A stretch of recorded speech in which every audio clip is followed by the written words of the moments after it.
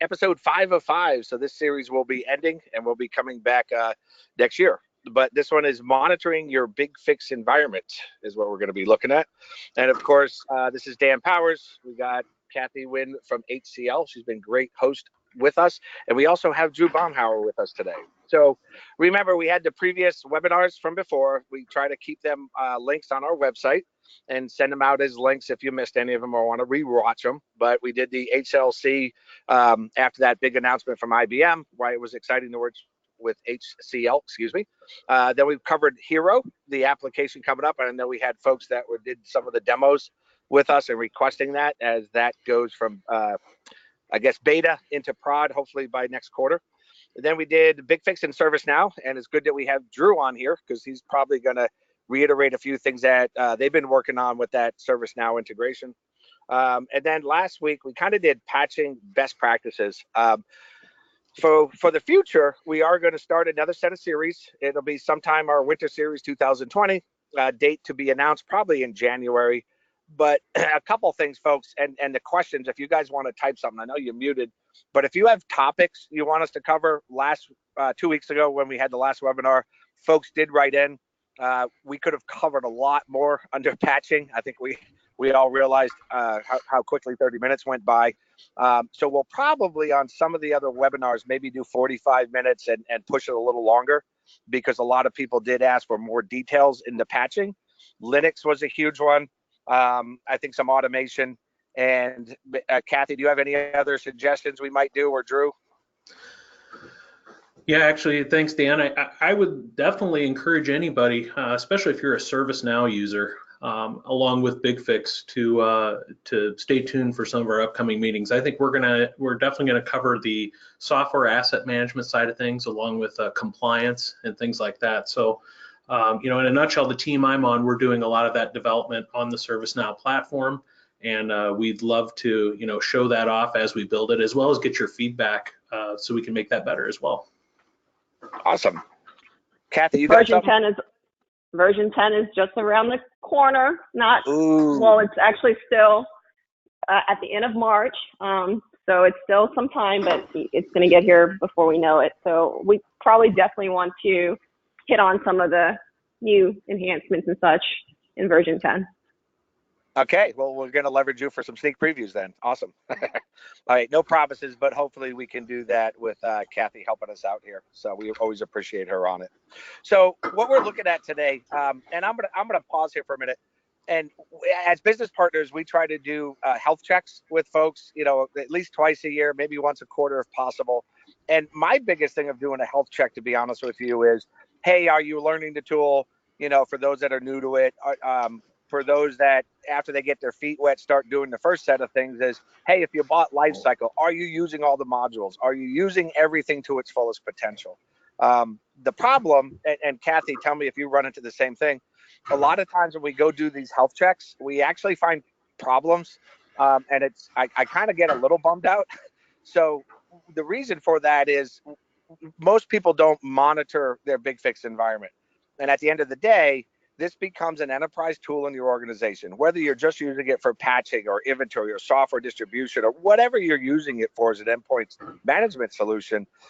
It becomes an enterprise app in your day-to-day life, and you should be monitoring some of the features. So we decided to kind of do this monitoring at BigFix. And while I think Drew has an example of a tool, I don't even know what he's using, but he's going to show us that he's using to monitor his lab environment. We realize people on the phone here, you could have SCOM, you could have SECM, you could have Solar, you could have a plethora of monitoring tools. It's not our point to show you monitoring tools. It's what should you be monitoring in BigFix so that these little things that we've seen in the field don't grow into bigger problems. So I'll pause for a second. Kathy, do you get that same thing when you do health checks? I do, most definitely. A lot of times we have customers that do have a monitoring tool, but they're not really monitoring BigFix just because it's for patching. But at the very least, we would like to monitor the server, just make sure it's up, at least a heartbeat. But I do agree with you. Once we go into the environment and take a look, you do and do a health check, you do find a lot of issues, but which is good and bad because at least you find them and you fix them. But it's good to be proactive, right? Okay, awesome. So I'm not alone here. So where, where we are at our screen deck here, right? So obviously you have your BigFix server, right? And there's a set of services which is highlighted in green, and whatever your tool of choice is, right? They all usually have a default, hey, monitor service. So we're showing this under Windows, but the same services are on Linux and so forth, right? So fairly simple. Cover your base services, alert you when they're not running. Should be fairly simple to deal with, right? Yeah, So Dan, I can buzz over to that real quick, Dan, and just give you an idea. So, like Dan mentioned, there's a ton of tools out there. I mean, this is just a real quick one here. You can really spin up in a couple hours of time and really just show. Again, we pick those core services. What are those doing? What's the current status of it? And this is, a real-time query onto that server. And then you can get more creative with it too. On the right side, you can see we have a client stopped and a relay stopped. So that's actually scanning not just the BigFix server, but also all of the clients in the environment that have the agent running on it, and then can report back. And you can come up with some great reporting and alerting on a lot of these tools too. So I thought I'd just give you a quick look at that while we're covering that deck. no, perfect. And to me, that's a beautiful dashboard screen, right? Hey, if something goes down, alert me to it. I want to know, or try to restart it. So after we get the basics, and by the way, it's not shown on this graph, but your basic disk CPU probably should be monitored as well. But if we walk through the next part of your BigFix environment, right, what do we have? Well, of course, we're going to have a database. Usually, if it's Windows, it's obviously MS SQL, it could be DB2, whatever. So on this, obviously, we want to monitor some of the SQL service processes, right? And the SQL service and disk space. So that database can be local or it can be remote. Now, in most bigger organizations and so forth, it's usually sitting on a SQL farm. So I don't tend to monitor too many things. It usually falls under the SQL team, if you will. But certainly you should be making sure your connectivity to your SQL database is working, right? Because that's what's going to drive the console and BigFix itself. But as Drew had mentioned, you notice on his little thing, he saw a relay service being down. Of course, you're going to have some relays, right? So you can see it in his dashboard there, right? And again, hey, Drew, in that tool, can it automatically start the relay if it's down, or is that just alerting only? This is alerting only in this case, yeah. Okay, totally cool. But it's nice to see that, hey, a relay's down, because let's face it, you have one relay down. I could have relay affiliations and fall or stuff like that, but you could have just lost 1,000 endpoints, right? So definitely important to make sure your relays are running. So if we go back to the slide deck here, of course, again, you can have some relays. We have clients with literally hundreds and hundreds of relays in a hierarchy. And of course, at the very end, you have your endpoints, your target systems. So on the BES service and the relays, you want to look at the buffer dir. Now, the path that we're showing here, it's only showing it on the BigFix server. We're going to in a minute show you that it's almost the same path on the relays, but the idea is that that directory structure does exist on the BES server and the relays itself. And what we really should see, and we're going to show you this back in the console, is when an endpoint sends its data, it sends it up through the relay sends it to the next relay, and so forth till it gets to the BigFix server, then writes to the database, right? So those data files sit on disk. And in a healthy environment, they should sit on disk for a very, very short period of time. So I usually look at, a perfect example here, which we can do it, right? Your endpoints send data up to the relay. The relay, after a few seconds, milliseconds, really, it kind of combines that file. There's the directory on the relay, by the way. It's BES relay instead of BES server right in the middle. That's highlighted in green. Those files, then what the relay does is kind of compress them together into a bigger file, right? So it's not sending a lot of little ones, and it sends it up the tree until it actually gets to the BigFix server. So once it's on the BigFix server, the directory on the BigFix server is slightly different. And if you notice right in the middle there, it says BES server instead of BES relay, but the directory structure is very similar. And again, it exists as a file on here until the FillDB service actually picks up that file and writes it to the database, okay? So your console won't see a lot of these updates until that actually happens. So again, what we try to look for here is the number of files in that directory or the age of files in that directory. And you can kind of look at your own environment and say, hey, how good is my environment working? How fast are these files? So Drew, let's jump back to the lab real quick and kind of walk through this, for example. So what we have here is you're on the BigFix server, right? I am, yes. Okay, cool. Actually, I just saw a file come in and out real quick. So again, that's what we should see, real fast, real quick, right? Now, the bigger your environment, the more endpoints you have, you may see files build up. So what I'm going to ask Drew to do is stop the FieldDB service on our BigFix server. And actually, let's see how good your monitoring works. Is it actually going to, how quick is it going to tell us the service is off? It's pretty quick. And, it depends on kind of where you hit it during the, oh, there it is. So you can see FieldDB status. We know that it is stopped now. Now we don't have a very big environment here, so our files aren't going to necessarily fill up very quick unless I could go refresh a couple endpoints here quick. Yeah. So the concept, of course, is, and here's where I'm going to tell you folks, if you haven't experienced this, what we'll see is because we stopped, or Drew stopped the FieldDB service on the BigFix server, as the endpoints talk up through the relays, they're going to start sending their Delta updates right up to the server. But they're not going to process out of this directory because the FieldDB service is not running. Now, this could happen on a relay. We're doing it on the BigFix server. But in either case, what ends up happening is people can start reporting, hey, I sent an action out and endpoints aren't, the console's sluggish, or I'm not getting a response.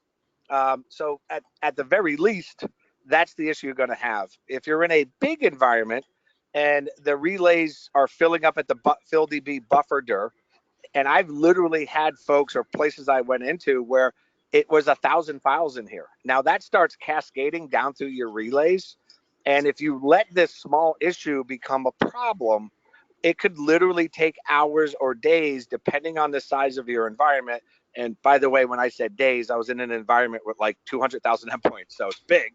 But it can take literally days to recover from that. Kathy, have you ever seen, see, we're seeing some files there. Have you ever seen that? Miss Kay? I have. Yes, sir. Okay. And again, these things can cause big problems.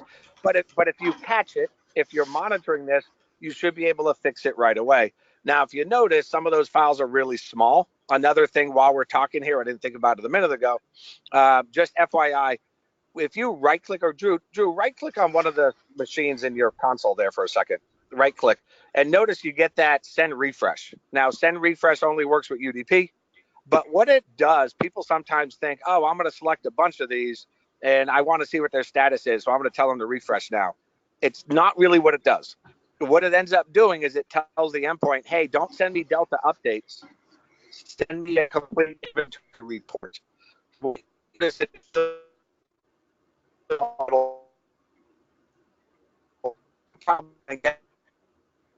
Machine Hey, Dan. Drew did the send refresh. Hey, Dan, you kind of cut out there. Oh, I'm sorry. So let me, and I apologize, folks. I'm actually got caught in the airport, so I'm doing this in the airport. The send refresh is where I was talking. I don't know where I cut off, so let me just repeat it. If the send refresh doesn't make a server or endpoint talk to you quicker, it basically tells it not to send a Delta update, a small update. It tells it to send a full inventory report. So if you have a lot of sites a machine is subscribed to and is doing a lot of analysis, you're going to get a much bigger file size come up, and you're actually going to slow the entire system down, just FYI. So if, Drew, you want to start the FieldDB service, see how quick this goes. So when the FieldDB service restarts, it'll take a minute for him to clear this up, but we should see it clear up in a second. It initializes, it talks to the database. It takes a minute or so for it to actually start processing. Oh, boom, there it goes. There it goes. It's running. Beautiful. So again, this is why it's important to monitor that FieldDB space. So I just wanted to make sure, hey, that's a very important thing. So either the number of files or the age of the files. And again, you don't have to do this every minute. You could have a monitor that ran every 30 minutes. But if you do see a buildup, you do want to go investigate and fix it before it becomes a cascading problem. Hopefully everybody got that. And if people have questions, write them in the chat. I realize you're all muted. And if we need to, we'll break or explain further. Okay? Beauty. All right, let's jump back over to our... Okay, so again, we kind of walked through that. Now, the other thing that I kind of look at, right, is time wait and fin wait too. Okay, so again, a monitor that I might put in place on my relays and my BigFix server. And when the endpoints are talking normally, right? Because a lot of endpoints are probably talking to your server. They do those small little quick connections and we'll get some wait states, which is normal. However, if they start building up, it usually is an indication that there's a problem either at a relay or the BigFix server. The worst one of that is fin wait state 2. That usually would indicate I have an open socket talking on BigFix if I look at it on 52.3.11. And those can start building up and actually not let go of the memory queue. Again, a simple fix could be simply to restart your relay service, and that would fix it, right? But again, if I let this build up, I'm going to get a sluggish console. I'm not going to get updates to my console. And again, I could start a cascading effect. So, Drew, can you show us what a on Windows at least, what a quick command of that would look like? Yeah, actually had one preloaded here, but here's your return here. We'll see what we get back from that one.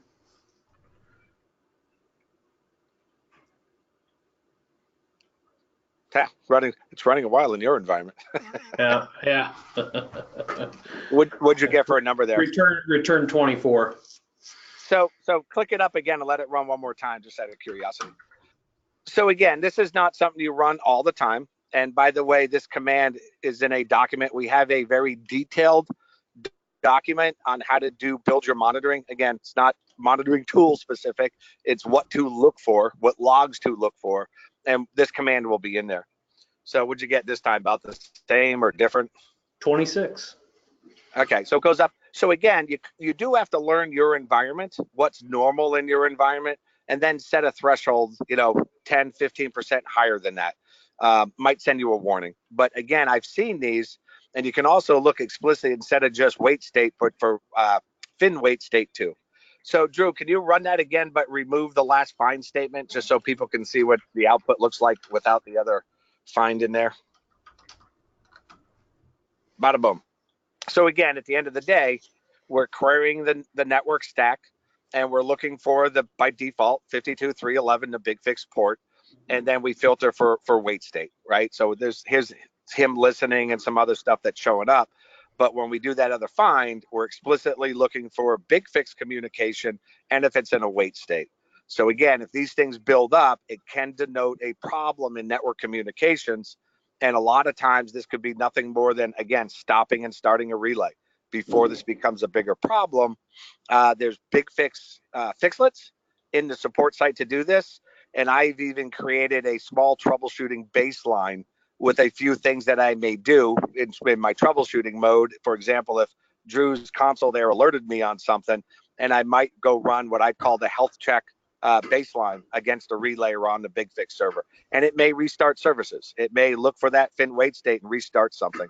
And sometimes that's all I had to do. And the system is back running healthy. Everybody's happy, and it doesn't become a big problem later on. So hopefully everybody gets that. Let's zip back over. Actually, we're doing pretty good on time here too. So BigFix logs. So let's take a look at this. Like I said, SQL Server, and Kathy or Drew, if you guys have some pearls of wisdom here, again, besides checking the service, I usually let the SQL team deal with this. However, since we're talking to SQL Server and I just talked about FillDB, I'll give you an example of when our FillDB monitor kicked off and alerted us. And another client I had that didn't have any monitoring, and this turned into a nightmare. And it came down to the database was remote. We were using a service account to talk to SQL Server, and the password expired because they expired it every 30 days or 90 days. I forget what it was. So now BigFix service couldn't write to the SQL database. It started not only logging in the log file, but also FillDB filled up, and then all the relays started filling up, and they literally didn't know it for like a day. And they, were like, hey, I'm not getting response out of the console. It seems like endpoints are doing work because the endpoints are still working. Their results aren't getting sent back up to the system. In that one bad example, it actually took us a better part of a day to clean up the relays all the way up to the top.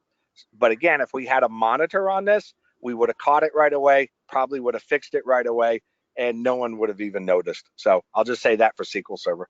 Drew or Kathy? I've had a similar one where actually too, not even able to get that far where, you attempt log on and, okay, cannot connect to database. Well, that's what we've, talked about before is, step one, I go to those FillDB logs before I call a DBA and say, oh, I need help. I don't have connectivity to the database anymore. I can do a little recon on my own and figure out, okay, and the logging level is good enough to where, I'm going to be able to provide some data to them to hopefully resolve the issue quicker. So it's definitely kind of my go-to when I'm if I'm, engaged on an issue with a client and they're experiencing that. So.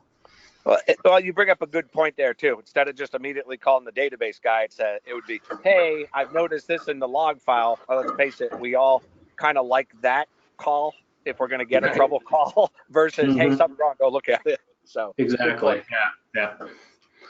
So on that note, let's look at those two log. What are the main log files on the BES server? We'll list them right here. Obviously the FillDB, which we just talked about, and I realize all of you guys are on mute, but I'm going to ask this question anyway, and I'll pause, answer it yourself. The other log is the gather log, and I'm going to pause for 5 seconds. What should we expect to see in there? And then Kathy, what do we see in the gather log?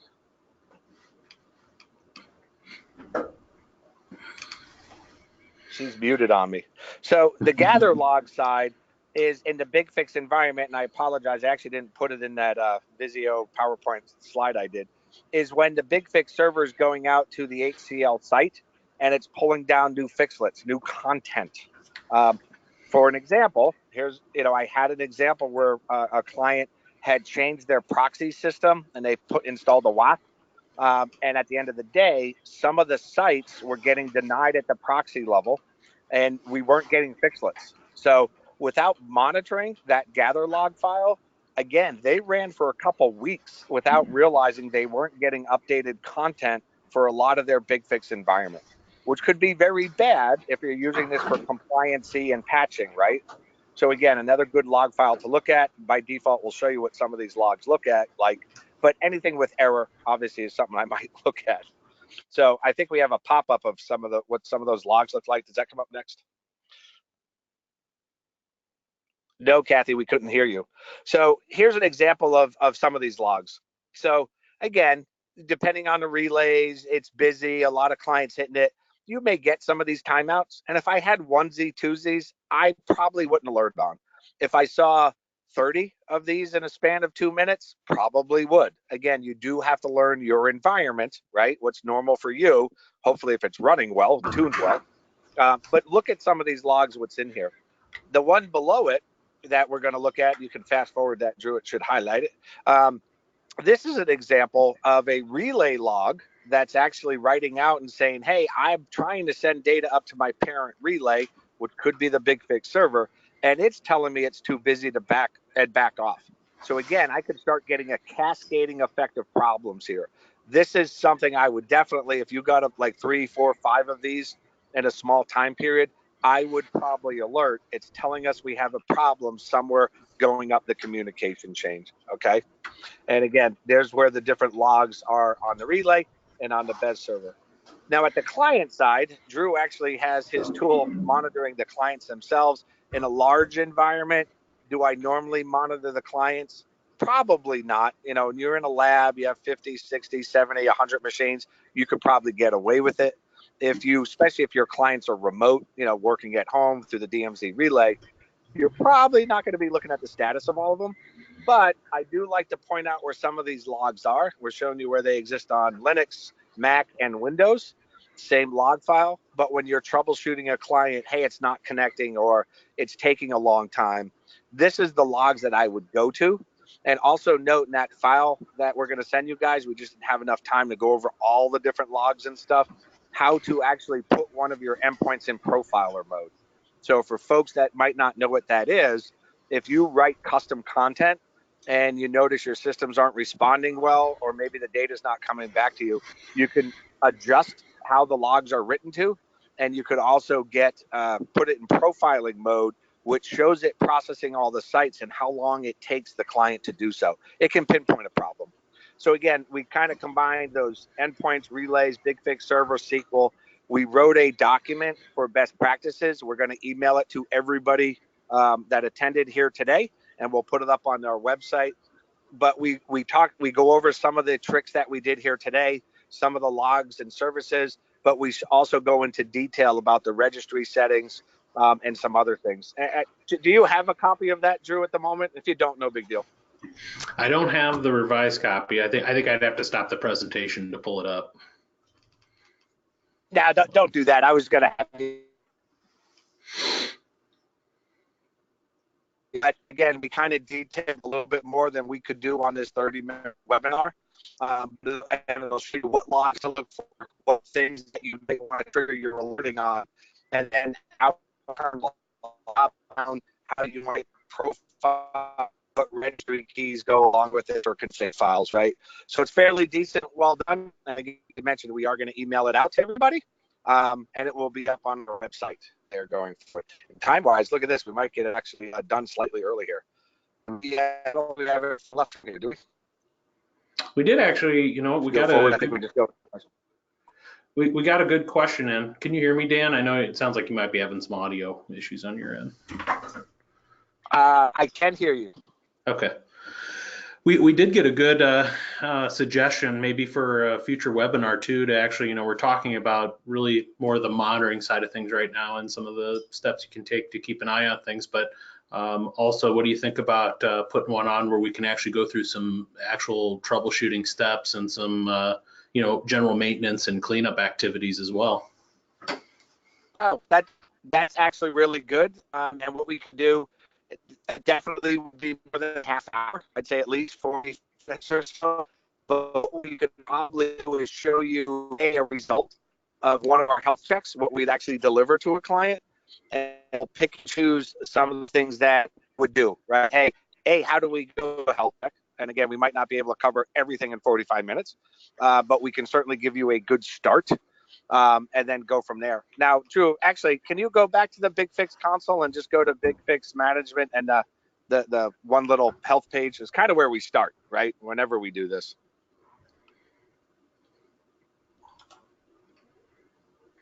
Right. So of course, everybody can go into this. And I would suggest that, you know, you put it on your task list of something you do once a month, whether it's you or you delegate it out. But one of the first things we're going to do is come into here, and we're going to want to see everything in a green state. Now, again, in some environments, for example, if we scroll down, you'll probably see maybe power management, you know, the Wolf's wake on LAN forwarders are not enabled and it's red. And that's okay. If you're not using some of those capabilities and you have an explanation why it's red, I'm good with that. But one of the first things we would do, and what you should do, is come look at this. So, for example, can you just, like one of those ones in red, can you just expand what that is and just see what he says? And I can't read it very well, but so this is too many components in a baseline on this guy here. So yeah, then it's going to go ahead and list out all your baselines that you've created that contain, you know, beyond the recommended number of components. Yep. But again, sometimes you might have a big baseline, and if it's running okay for you in your environment, it's okay. There should be we're losing you again, Dan. Oh God, I apologize.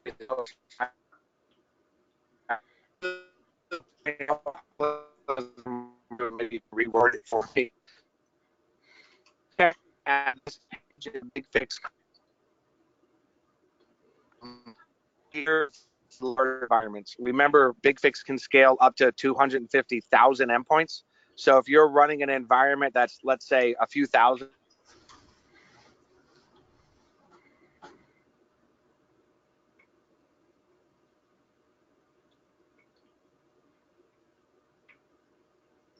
Dan, I think we might have lost you completely there. I have no audio coming in from you.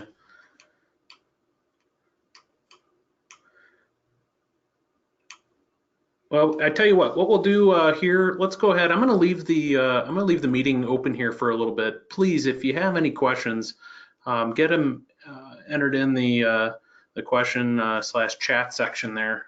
Again, we'd like to have your feedback for not only this webinar, but also any future webinars we could put on, any topics. I think again that the preventive maintenance and cleanup would definitely be a great one. And please, yeah, get us your feedback. I'll leave this up for a little bit, but thank you all for attending today. And like Dan mentioned, we're going to be sending out the documentation that covers really everything we covered here and goes into a little bit more detail. So thanks again.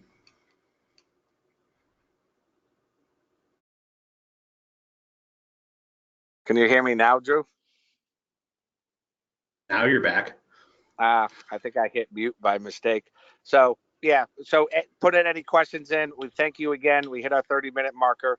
What I was trying to say is this: in this screen, BigFix Environment was geared to run and expand to up to 250,000 endpoints. So some of these checks in this health screen are kind of geared for very large environments. So again, even if you have a big baseline, don't go crazy with it. But if you have an alert in here, but it's working for you and the endpoints are processing it, it's okay. You don't have to freak out if you get a little red on something like that. Like that's the point I was trying to make. Nope, definitely sounds good. So thank you guys. We hit right at 2:31. So give you your day back. Thank you for joining in. If you have any questions, as Drew had said, please let us know. And hopefully, if you're not monitoring your environment today, hopefully you will. Again, time after time, I've seen clients go down and actually have a hard time cleaning it up when little things could have been rectified right away. Awesome. Thanks again, Dan. Thank you, guys.